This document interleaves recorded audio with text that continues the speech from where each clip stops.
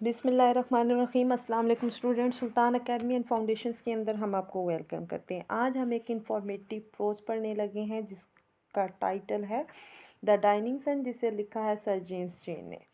Student, previous lecture के अंदर हमने पैराग्राफ नंबर 3 और 4 की ट्रांसलेशंस की थी और डिफ़िकल्ट वर्ड्स के मीनिंग्स देखे थे।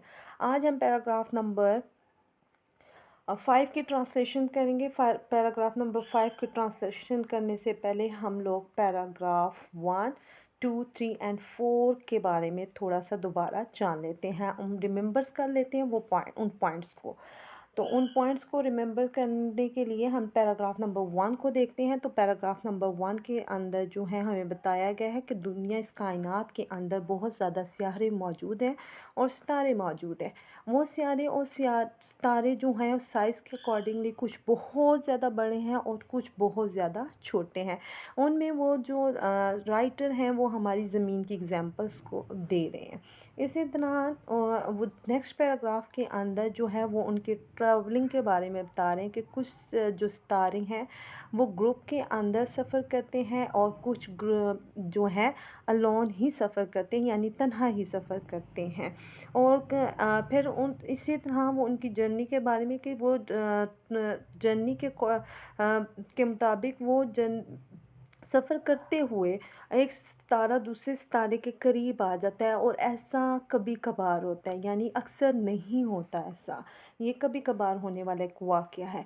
इसी तरह नेक्स्ट उसके पैराग्राफ के अंदर, पैराग्राफ नंबर 4 के अंदर वो हमें बताते हैं कि कायनात के अंदर, ठीक है, कायनात के अंदर जो है एक ऐसा वाक़या रहनुमा हुआ कि एक सितारा जो है वो अंधाधुंध चलता हुआ सूरज के करीब आ गया और उसने सूरज की सतह के ऊपर बहुत ज़्यादा लहरें पैदा की। और इसी तरह जैसे चाँद और सूरज ने मिलकर ज़मीन की सतह पर लहरें पैदा की थी, इसी तरह दूसरे सितारे ने आकर सूरज की सतह पर भी लहरें पैदा कर दी। इसी तरह नेक्स्ट वो कहते हैं कि उससे क्या होता है कि जब एक सितारा दूसरे सितारे से दूर चला जाता है, लाइक अगर मैं आपको एग्जांपल दूं कि एक सितारा जो है, लाइक एक प्लैनेट जो है वो सफ़र करता हुआ दूसरे से बहुत ज़्यादा दूर चला जाता है, लाइक बहुत ज़्यादा, तो उससे क्या होता है कि ये वाला जो स्टार है वो दूसरे को अपनी तरफ खींचता है। तो उससे क्या हुआ कि जो पहाड़ है खला के अंदर, तो वो टूट कर बिखर जाते हैं, ठीक है ना, वो डिफरेंट टुकड़ों के अंदर बिखर जाते हैं। इस पैराग्राफ के अंदर वो हमें ये बताते हैं। इसी तरह नेक्स्ट पैराग्राफ के अंदर जो वो हमें बताते हैं कि कुछ जो खला के अंदर कुछ सितारे और कुछ सितारे ऐसे हैं जो बहुत ज़्यादा गर्म हैं और कुछ ऐसे हैं जो बहुत ज़्यादा सर्द हैं और उन पर ज़िंदगी पॉसिबल ही नहीं, वहाँ पे ज़िंदगी की एग्जिस्टेंस बिल्कुल पॉसिबल नहीं है। इसी तरह पैराग्राफ नंबर 5 को स्टार्ट करते हैं। तो पैराग्राफ नंबर 5 के अंदर जो है हमें बताते हैं कि although we cannot speak with any certainty, it seems mostly like that the human race came into existence in such way as this। All दो का मतलब है अगरचे, वी कैन नॉट, हम नहीं कह सकते, स्पीक कहते हैं कह सकते, विद एनी सर्टेनिटी यानी यकीन से नहीं कह सकते, कि ऐसा लगता है कि इंसानी नस्ल कुछ इसी तरह वजूद में आई है। अब यहाँ पे जो है ह्यूमन एग्जिस्टेंस को कहते हैं इंसानी वजूद, यानी कि इंसान की नस्ल तो जो है वो इसी तरह वजूद में आई है। Standing on over little grain of sand, ठीक है, लिटिल ग्रेन ऑफ सैंड यानी कि छोटे जो रेत के ज़रात है, we try to discover the nature and the purpose, purpose कहते हैं मकासद को, ऑफ द यूनिवर्स यानी कि दुनिया का जो इस कायनात का मकसद है, which surrounded over home in the space and the time.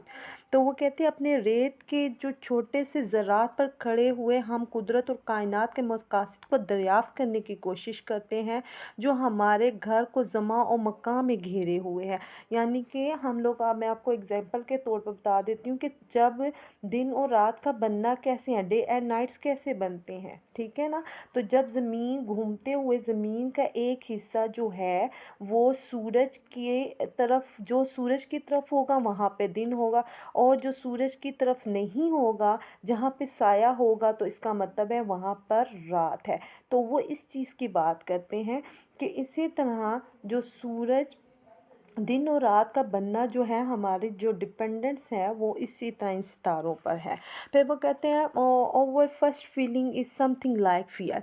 जो पहले पहल हमारी जो हमारे अंदर कुछ इस खौफ का एहसास था हमारे अंदर। We find the universe wanted because of it endless distance which we do not understand, wanting because of the sketches at the time so great that we cannot imagine them, making the whole of human history so small in the comparison, fighting because of extreme loneliness and the because of littleness over home in the space a millionth part of the grain of out of all the sea sand in the world।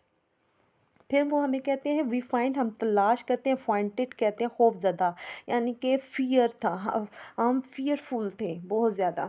और उसके बाद imagine, हम तसव्वुर करना, distance कहते हैं, distance कहते हैं फासले को, अंडरस्टैंड समझ सकना, ठीक है, समझते हैं। और स्क्रैचिंग बिखरते हैं, बिखर जाते हैं, ठीक है। और इसी तरह फैलाव को भी और बिखरने को भी कहते हैं। इसी तरह एक्सट्रीम्स जो लोनलीनेस है, तन्हाई में, यानी कि बहुत ज़्यादा। और कंपैरिजन जो कहते हैं, कंपैरिजन कहते हैं एक्सट्रीम शिद्दत, और कंपैरिजन कहते हैं मुवाजना, ठीक है, मुकाबला करना या किसी चीज़ का मुवाजना करना दूसरी चीज़ के साथ। और इसी तरह जो है हमारे पास इमेजिन्स कहते हैं तसव्वुर को।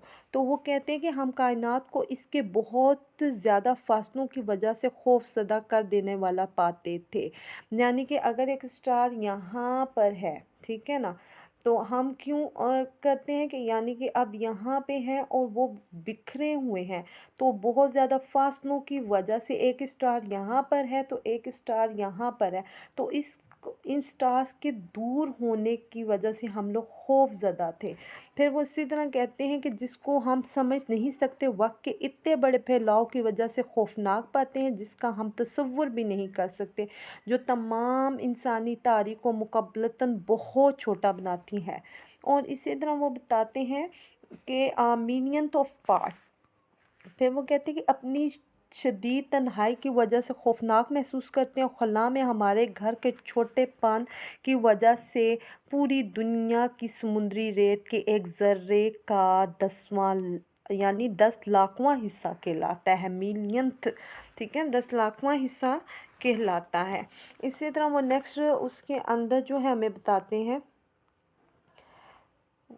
हमें बताते हैं बट लेकिन all above all else we find the universe wanting because we can not find any sign of life, यानी कि साइन ऑफ लाइफ, हमें ज़िंदगी का कोई निशान नहीं मिला, नहीं, वी कैन नॉट फाइंड, हम तलाश नहीं कर सकते हैं, ठीक है। फाइंटेड खौफज़दा कर देना, मैंने आपको पहले भी बताया, in over existent anywhere in it except on the earth, यानी कि इस अलावा, यानी कि एक्सपेक्ट, यानी कि ज़मीन के अलावा जो है हमने कायनात के अंदर दूसरी ज़िंदगी की कहीं भी ज़िंदगी पॉसिबल नहीं है।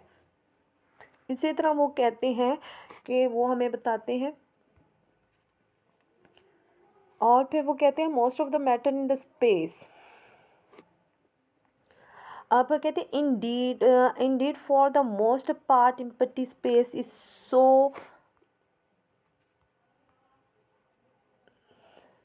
सो इम्पॉसिबल। तो वो कहते हैं cooled that life or all life is would be to be frozen, जो है, अब वो ये कहते हैं कि दर हकीकत खाली खला का ज़्यादातर हिस्सा इतना ठंडा है कि तमाम ज़िंदगी जम जाए। और इसके बाद वो कहते हैं कि most of the matter in the space is so hard, जो ज़्यादातर मादे हैं ना उसके अंदर, जिस स्पेस खला के अंदर जो है वो गर्म है, टू एस, जैसे कि to make life on it impossible, जिसके ऊपर ज़िंदगी नामुमकिन है। Life does not seems to have any part in plan of the universe which produced over planetary system. यूँ लगता है कि कायनात के जिस मंसूबे ने हमारे सियारों के निज़ाम को तश्कील दिया है, इसमें ज़िंदगी का कोई हिस्सा शामिल नहीं। Calculation show that there can be only very few such system in the space, के अदाद-ओ-शुमार बताते हैं कि खला में बहुत कम ऐसा निज़ाम हो सकते हैं, बहुत कम, यानी कि कैलकुलेशन, अदाद-ओ-शुमार के मुताबिक हम बता सकते हैं, ठीक है, दादोशुमार के मुताबिक। इसी तरह वो कहते हैं yet so far as we can see life of the kind we now on the earth can exist only the planets like the earth. लेकिन जहाँ तक हम देख सकते हैं कि ज़मीन जैसी ज़िंदगी सिर्फ ज़मीन जैसे सियारों पर कायम रह सकती है। उसकी क्या वजह है कि यहाँ पे मैंने आपको बताया ना कि इस ज़मीन के अंदर जो ज़मीन की कुछ सतह जो है इसके ऊपर मॉडरेट टेम्परेचर है, ना बहुत ज़्यादा गर्म है और ना बहुत ज़्यादा सर्द है। तो इसलिए यहाँ पे ज़िंदगी पॉसिबल है। यहाँ हवा भी है, पानी भी है और उसके अलावा रोशनी के भी अंसर हैं। तो ये सारी चीज़ें पॉसिबल हैं। फिर वो क्या कहते हैं कि find two planets or it need to suitable physical condition for its appearance, the most important of which is its temperature at which substance can exist in liquid। तो वो कहते हैं कि इसे अपने ज़हूर के लिए मुनासिब तिबियाती हालत चाहिए जिसमें अहम तरीन दर्जा हरारत है जिस पर मादा माया हालत में रह सकते हैं। फिर उसके बाद कहते हैं कि the star themselves are far too hot for this। सितारे तो इस किस्म की ज़िंदगी के लिए बहुत ज़्यादा गर्म है। क्यों गर्म है? क्योंकि वो हॉटेस्ट है उनका temperature. We may think of them as a collections of the fires scattered through space, providing warmth in the surrounding where the temperature is at most some 4 degree have absolute zero, that is about 484 degree of frost on the Fahrenheit scale। और वो क्या कहते हैं कि अगर हम इन्हें खला में बिखरे हुए आग के गोले समझ सकते हैं, माहौल को हरारत देते हुए जहाँ दर्जा हरारत मुतल 0 से 4 दर्जे बुलंद होता है, जिसका मतलब है कि फ़ारेनहाइट पैमाने पर नुक्ता अंजुमन जो है तकरीबन जो है 484 दर्जे नीचे है, ठीक है। अब वो कहते हैं कि सम टाइम जो है अगर हम सूर्य सितारों को देखें, लाइक स्टार्स को देखें वहाँ खला के अंदर, तो ये गर्म है, ये सर्द नहीं है। क्यों गर्म है? क्योंकि यहाँ पर कोई भी चीज़ जो है वो इमेजिन नहीं की जा सकती। In the enormous structure of the space beyond the Milky Way it is cooler still. तो वो कहते हैं कि कहकशां से दूर खला के बहुत बड़े फैलाव में ये बहुत ठंडा है। मिल्की वे कहते हैं कहकशाओं को। Away from the fire that is the unimaginable cold of hundred of the degree of force close up to them, there is the temperature of the thousands of the degree at which all the solid melt, all liquid boil। तो वो कहते हैं कि अगर इसका दर्जा हरारत जो है, ठीक है, अगर दो आग से दूर दर्जा हरारत बहुत ज़्यादा गर्म हो जाता है तो उसके ऊपर क्या होगा कि अगर हम कोई सख्त चीज़ ले जाते हैं, कोई ठोस चीज़ ले जाते हैं, तो उससे क्या होगा कि वो पिघल जाएगी। अगर कोई पिघली हुई चीज़ है लाइक पानी है या कोई और चीज़ है तो वो गर्म होना शुरू हो जाएगी, ठीक है, गर्म हो जाएगा। क्यों क्या वजह है कि उसका जो टेम्परेचर है वो बहुत ज़्यादा है। लाइफ कैन एग्जिस्ट कहते हैं कि वजूद जो है ज़िंदगी वहीं सिर्फ वहीं पे है, एग्जिस्ट करती हैं in the narrow belt surrounding each of this fire at a certain distance with the temperature is neither too hot और नॉट टू कूल। कि जहाँ पर मैंने आपको बताया ना कि ज़मीन के ऊपर कि ज़िंदगी सिर्फ वहीं मुमकिन है जहाँ पर टेम्परेचर जो है वो बहुत ज़्यादा ना गर्म हो और ना बहुत ज़्यादा सर्द हो। तो outside this belt life would be frozen in seed, it would be burned up. तो वो क्या कहते हैं कि जहाँ पर अब क्या है कि इस पट्टी के बाहर अगर हम देखें कि ज़िंदगी जमी है तो इसके अंदर जल जाए।